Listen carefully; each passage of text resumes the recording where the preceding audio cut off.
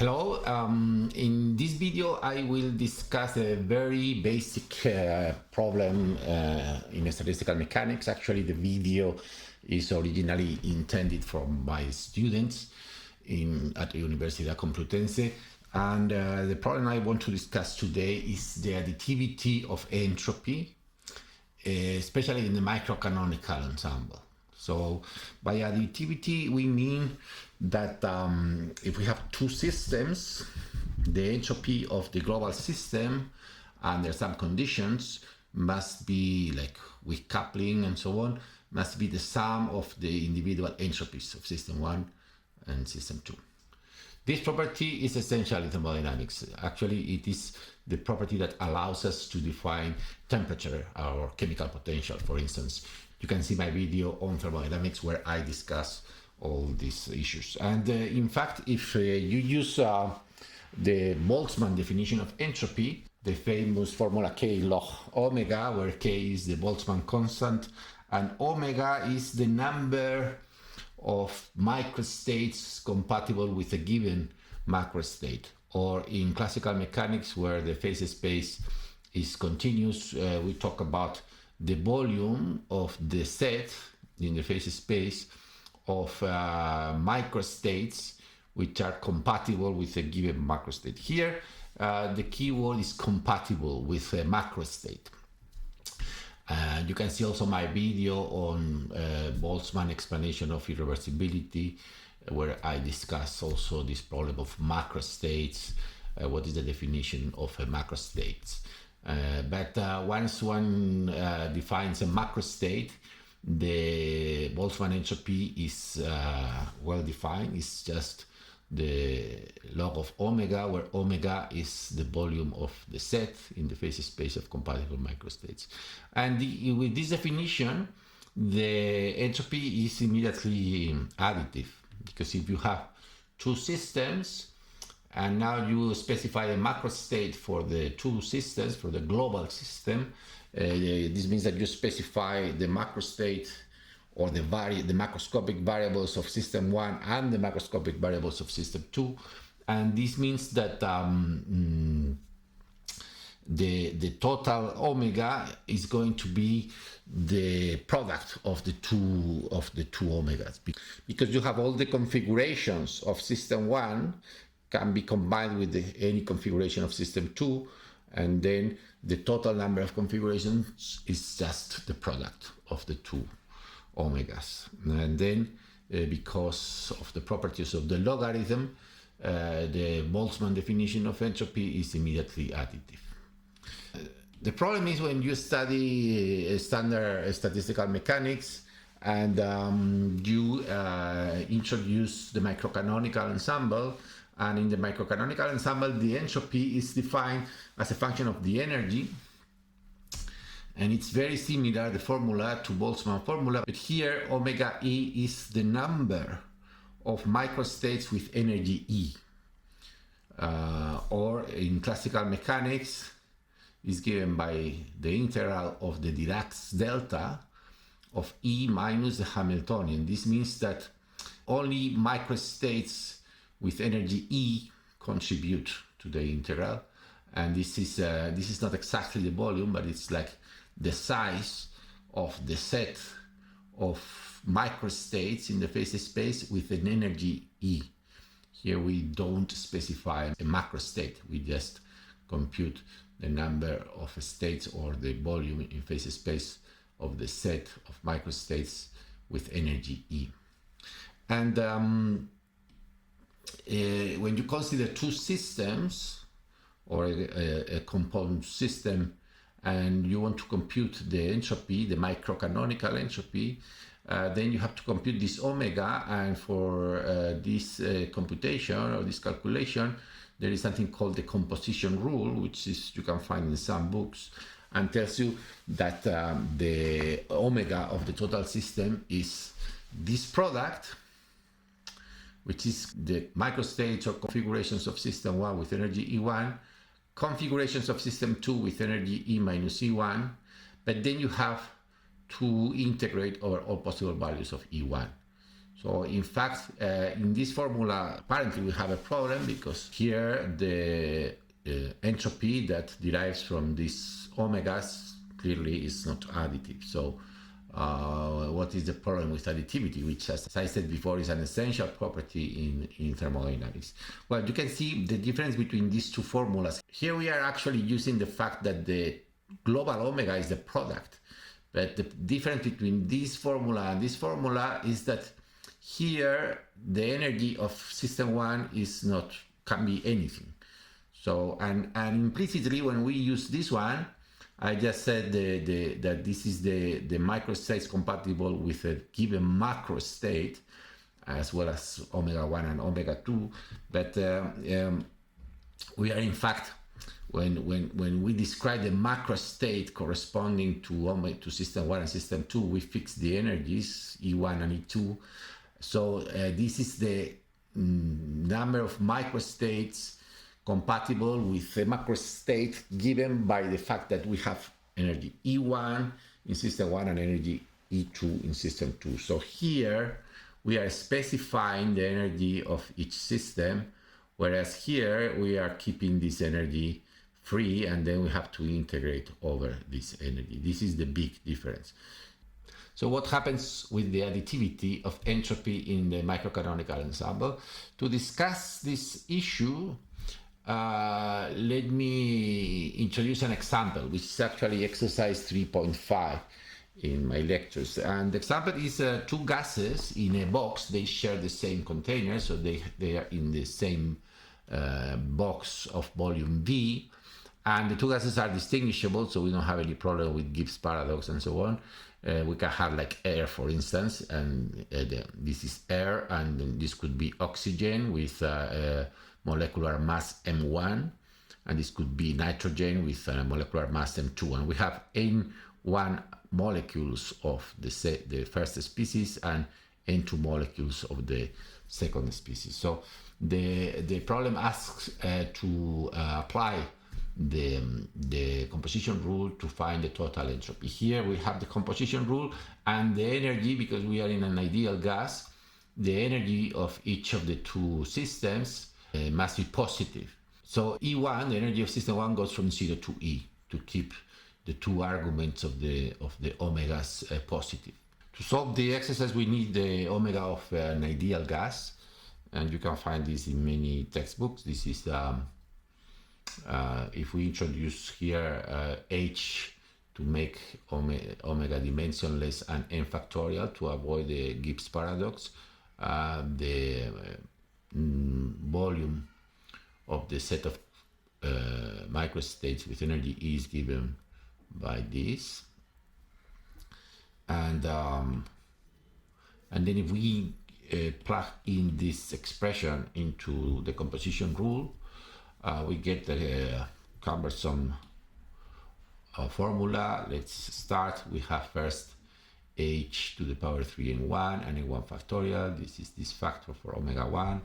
Then we have 2 pi n1, and then the gamma of 3n1 divided by 2, and then b to the power n1, and then the energy also of E1. And the same for the second gas. We have all these prefactors, the volume to the power n2, and now we have the energy of the second gas is E minus E1. Remember that we are here integrating over E1, and we have this integral. We can work out this integral. Look that h is raised to the power 3n1 here and to the power 3n2 here. So if we group these two factors, we have h to the raised to the power 3 and the sum of n1 and n2, the total number of molecules. So here we have h to the power 3n. And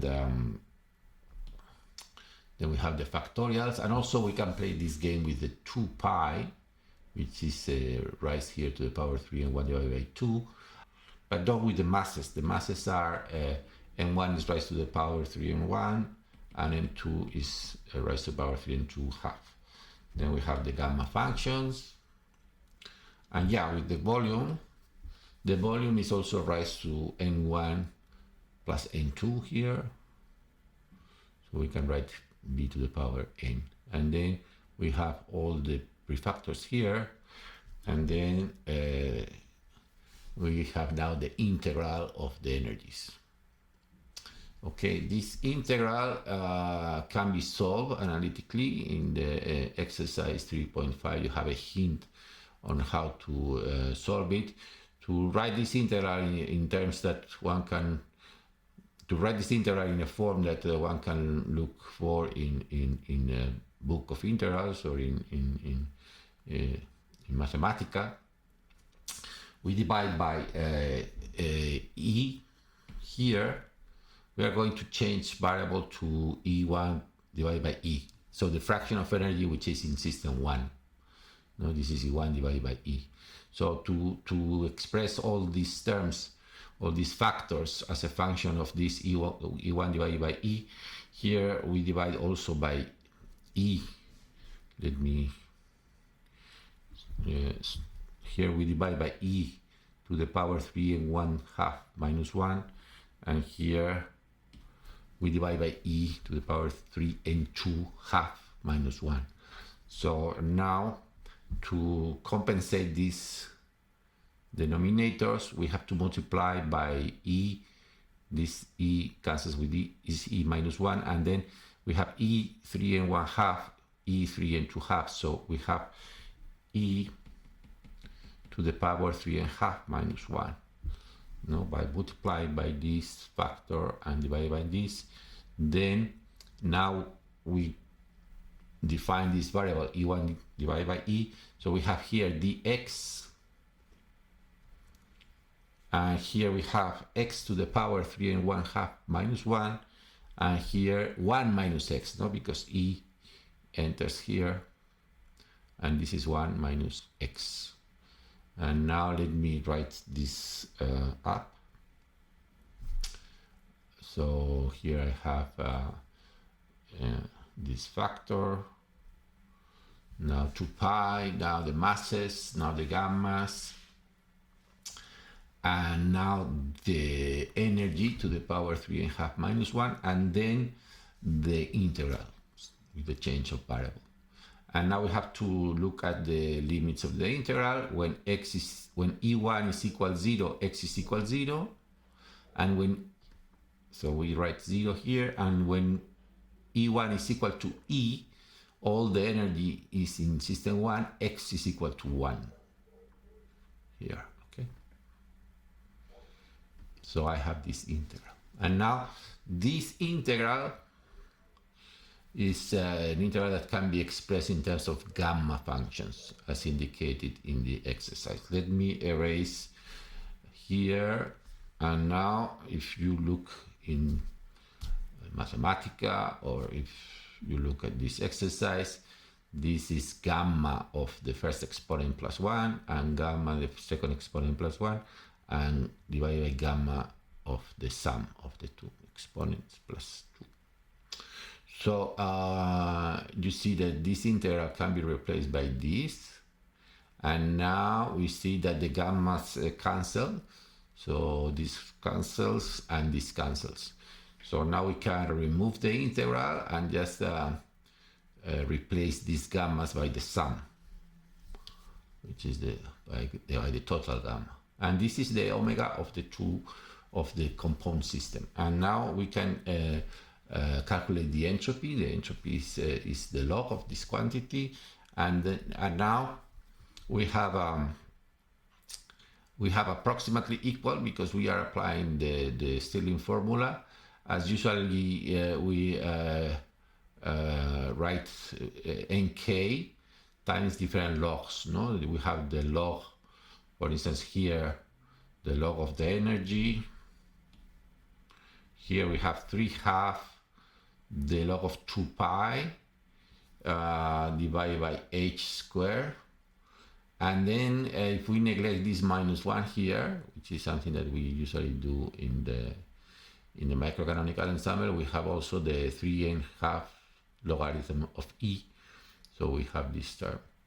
Now the volume term, which is log of B. Now the gamma contributes as minus, is in the denominator, so it's minus the argument of the gamma log of the argument minus the argument, so 3/2. So we have this term here, and then the terms corresponding to N1 and N2, which are the masses and the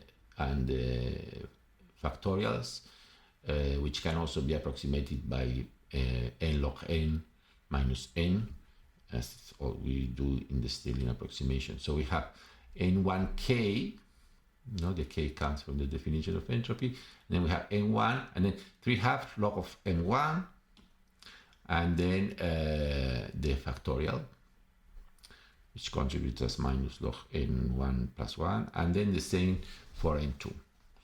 So this is the entropy, and now we can group a bit all the terms. So let me erase here and write a final formula for the entropy. So we have here the term, we group this 3/2 log 3n divided by 2 here, and this enters as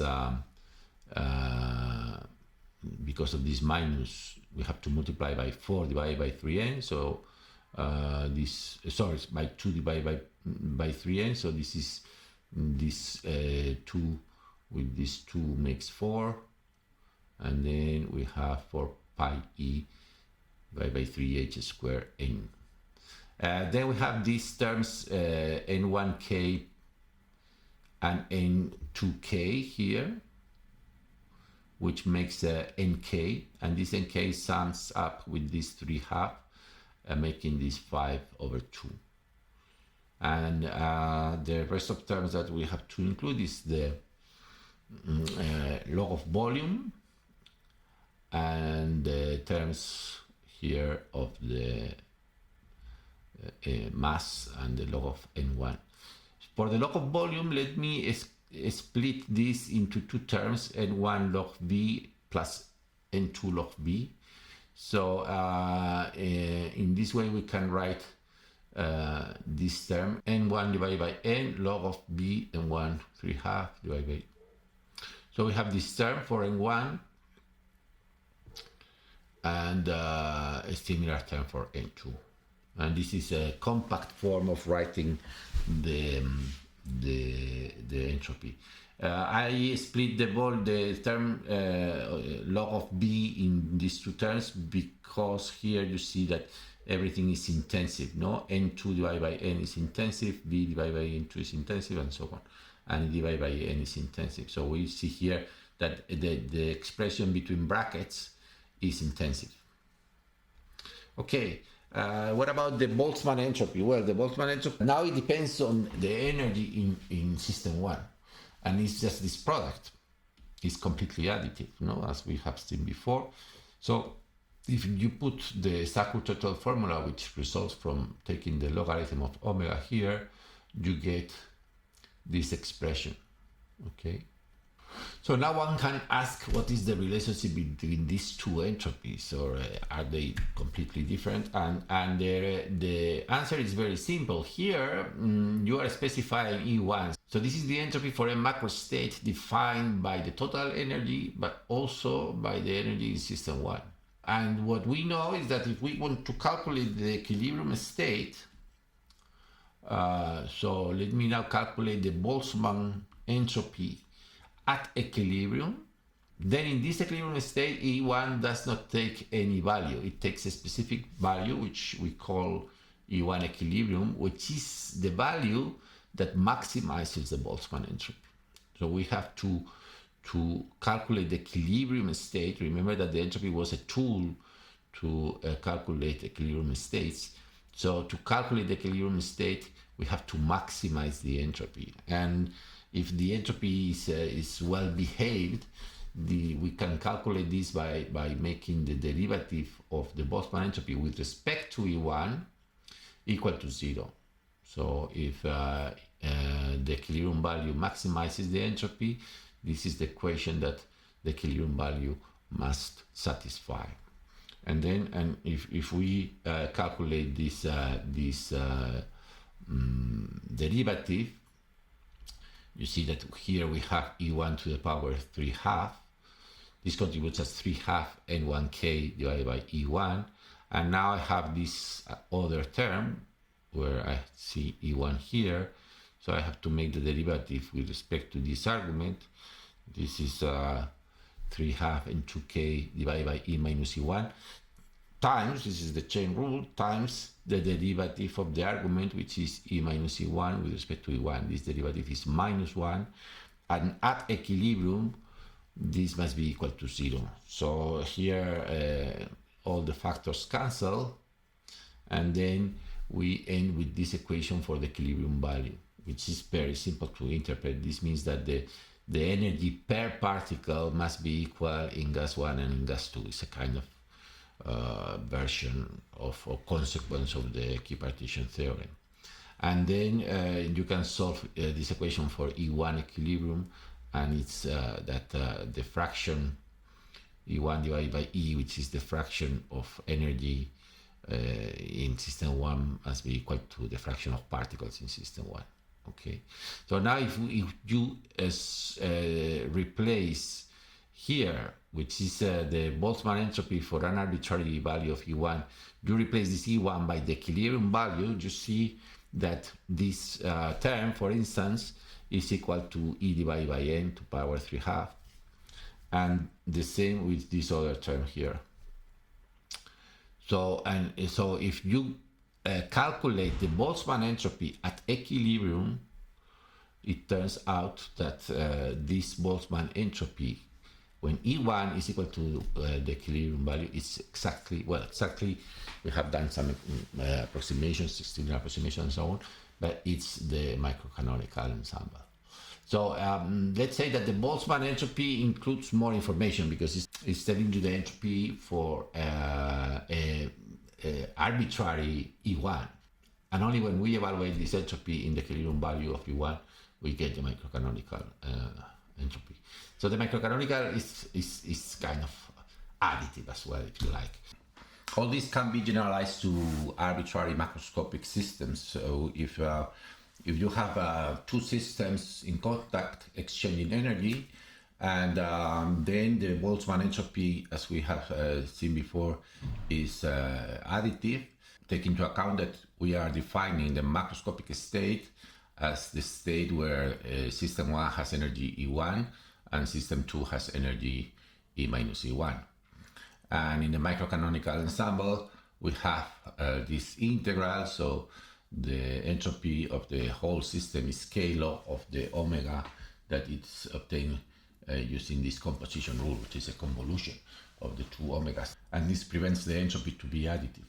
But for macroscopic systems, these omegas can be written as the exponential of the entropy divided by the Boltzmann constant. So we have this term, and the entropy is extensive. So this exponent is huge. The dominant term is the one that maximizes the exponent, which in this case is we have to maximize with respect to E1 the exponent, and the argument that maximizes this exponent is just the equilibrium value of the energy in system 1. So this integral can be approximated by the exponential of the sum of the two entropies. And then the microcanonical entropy is additive, but is additive when the entropy of each system takes on the equilibrium value. And also you see that at equilibrium, both entropies, Boltzmann entropy and the microcanonical entropy coincide for macroscopic systems. Okay, so I hope this will clarify some of the ideas of the entropy in the microcanonical ensemble. Thank you, and see you in the next video.